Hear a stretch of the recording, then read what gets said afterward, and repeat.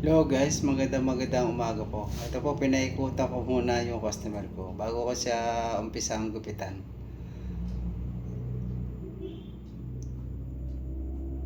Yan po. Gumamit po ako ng 16 guard. Gusto kong gupit ni Tutoy ay 16 guard. Ayun ang request niya sa akin. 16 guard ang kanyang gupit. Kaya pinabawasan ko muna yung ibabaw ng 16 guard. Sumunod, gumamit po ako ng Uno Media Clipper Guard. Hanggang doon sa likod, binawasan ko na rin ng Uno Media Clipper Guard. Ang gusto ni Tutoy, mababa lang ang kanyang pagbawas sa ibaba. Munod, gumamit po ako ng trimmer. Nilinya ko muna yung kanyang tenga para pag babawas ko, kita ko na agad. Hanggang doon sa may likod ng batok, nilinya ko na rin para kita ko na kagad kung saan ko siya babawasan.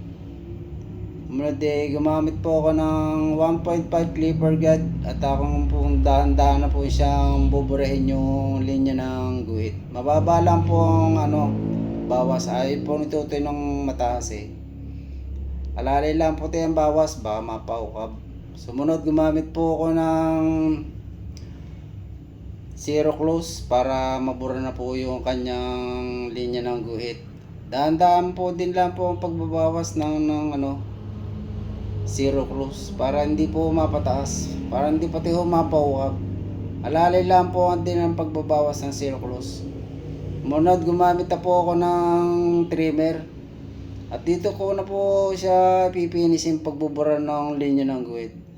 Dahan-dahan lang po, baka mapaukap kasi nakakakulab siya pag napadin. Unod, nilinya ko yung likod ng kanyang tenga para pag ahita ko, kita ka na kagad. Unod, pinasabasa ko muna para pag babawas ko, madali na po siyang bawasan. Tsaka hindi magtatalsikan. Konti lang po ang binawas ko, yung mga labis-labis lang po.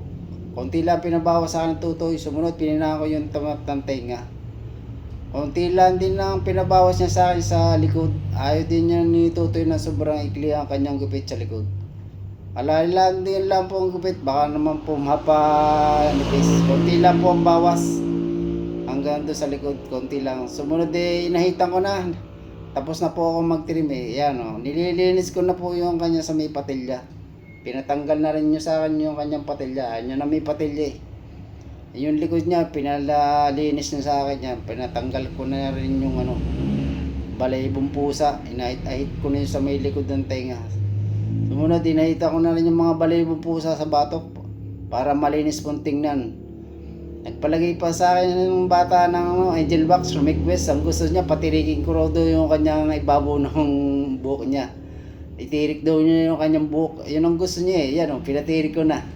Sige po, hanggang dito na lang po. Maraming po salamat po. Thank you po.